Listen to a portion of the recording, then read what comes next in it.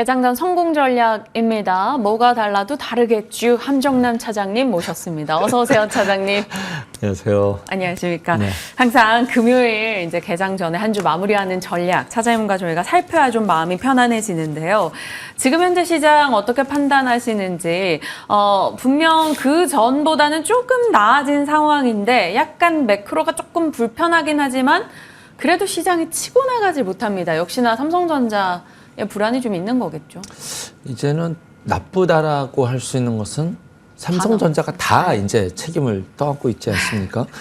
미국 증시 나쁘다 뭐 불편하다 하는데 사상 최고치에 있고요. 일본은 총리 바뀌는 걸로 조금 변동성이 있지만 여전히 고공권에 있고, 중국은 지수가 뭐 난리가 나지. 사실 변동성이 개별주 움직이듯이 움직이고 있습니다. 한국만 찐득찐득하게 바닥에 붙어 있는데, 사실 가만히 들여다보면 삼성전자가 좀 무거울 때가 삼성전자 주주분들에게는 저도 안타까운 마음이지만 사실 이럴 때가 다른 섹터로서는 좀 기회다라고 생각할 수도 있는 시점이고, 어저께는 외국인이 모처럼 지수의 매수를 보여줬는데 삼성전자는 우선주까지 합치면 4천억 매도였거든요. 네. 그럼 이 두 종목 빼고 나머지에서는 5천억 이상 지금 매수를 하고 있다는 거기 때문에 시장의 색깔을 지수가 나쁘다, 한국은 틀렸어, 이런 식으로 바라볼 것이 아니라 세밀하게 지금 변화가 일어나고 있구나라는 데 좀 염두에 두고 초점을 맞춰야 되지 않을까라는 생각이 듭니다. 삼성전자는 솔직히 외국인이 방향성을 잡고 있기 때문에 천수답으로 수급은 전망이 불가능하다라고 말씀을 드렸잖아요. 결국 천수답으로 기다려야겠지만 가장 이제 주가 바닥에서는 비겁한 논리일 수밖에 없습니다. PBR 논리가.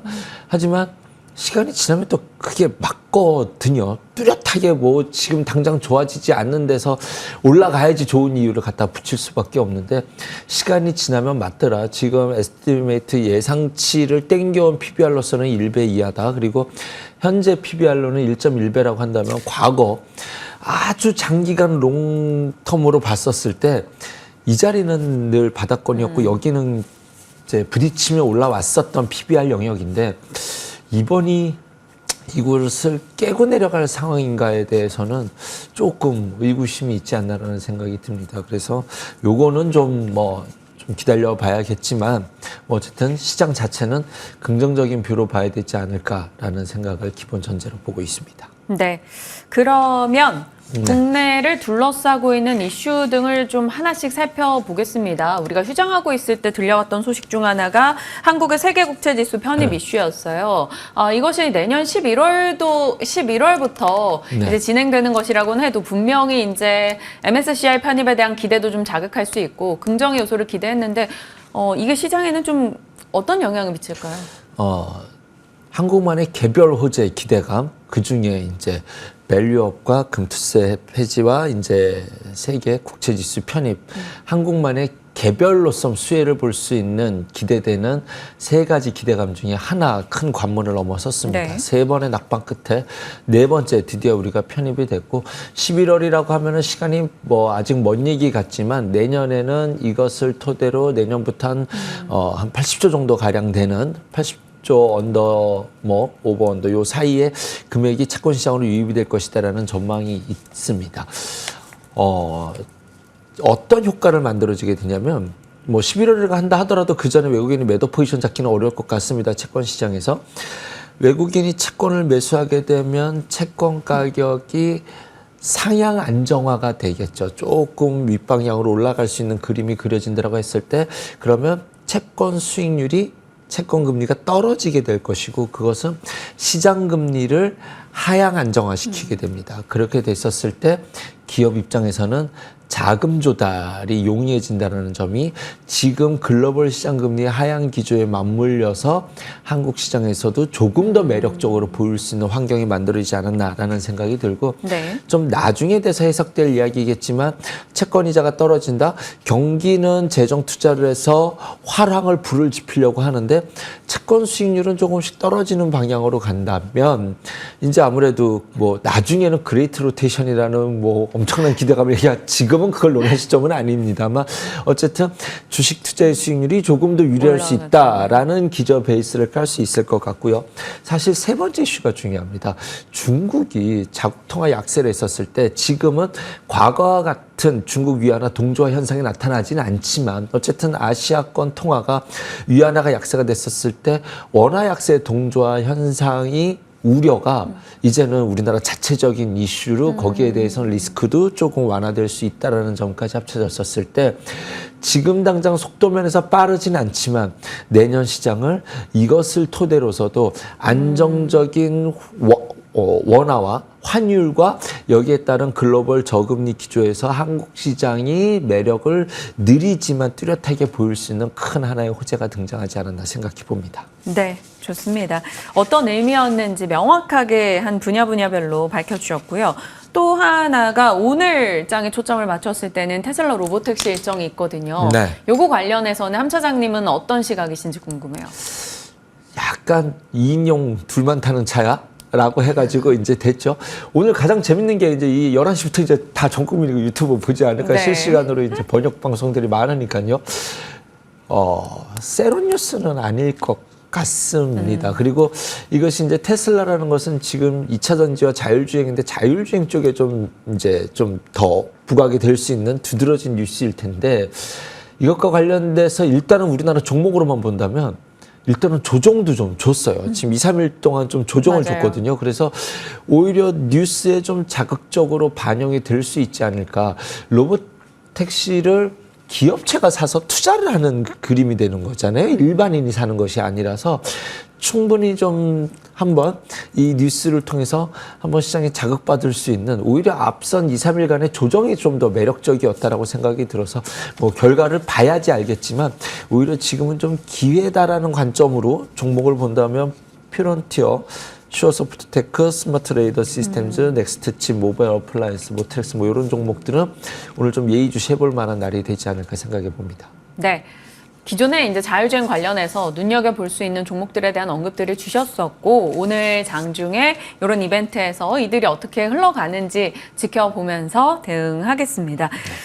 최근 들어서 이제 외국인이 삼성전자로는 엄청난 매도를 하고 있지만 그럼에도 어제도 그렇고 최근에 샀던 게 무엇인가 봤는데 이제 뭐 코스닥에서는 바이오 쪽에 꽤 많이 매수 집중을 했고요. 그 밖에는 뭐 금융주나 일부 소외주에도 관심을 두더라고요. 네. 외국인 수급에서 좀 아이디어를 뽑을 수 있을까요?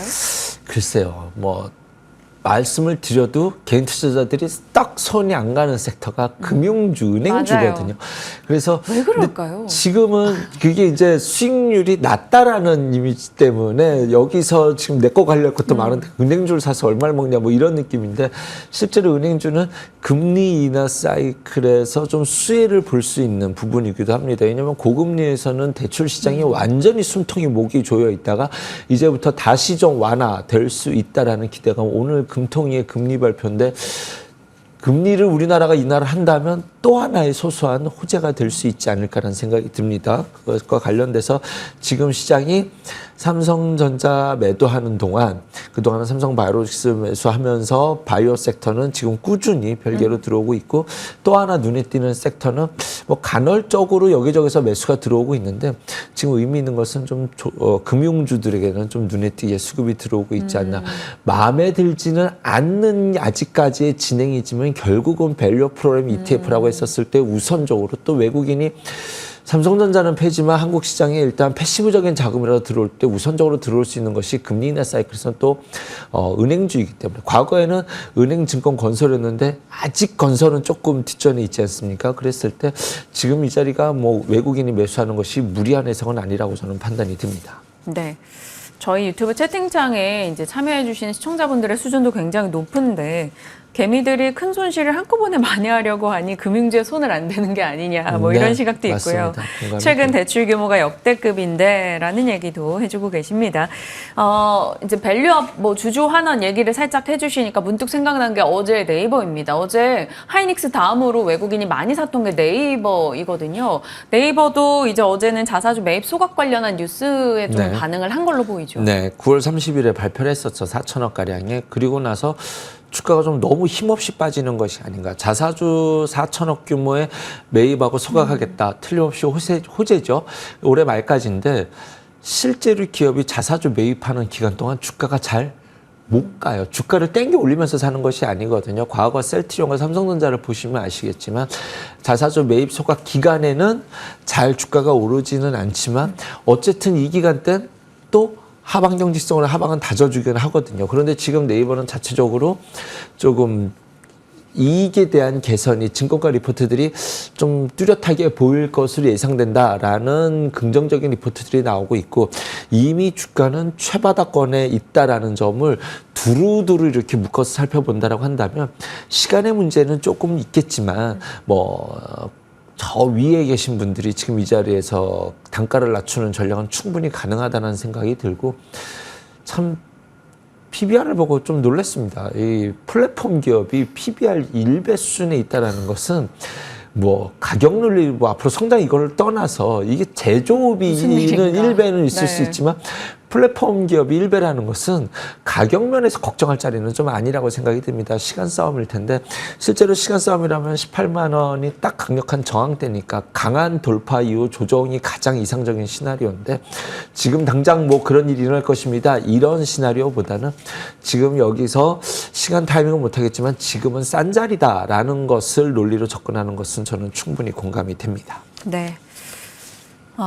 네이버의 PBR 1배, 삼보 1배도 아니고 참 너무 느리고 무겁게 느껴지는 그런 시점인데 그것이 주는 의미에 대해서 또 살펴주셨고요. 네이버에 대해서 접근 가능하다라는 점에 무게 실어주셨네요.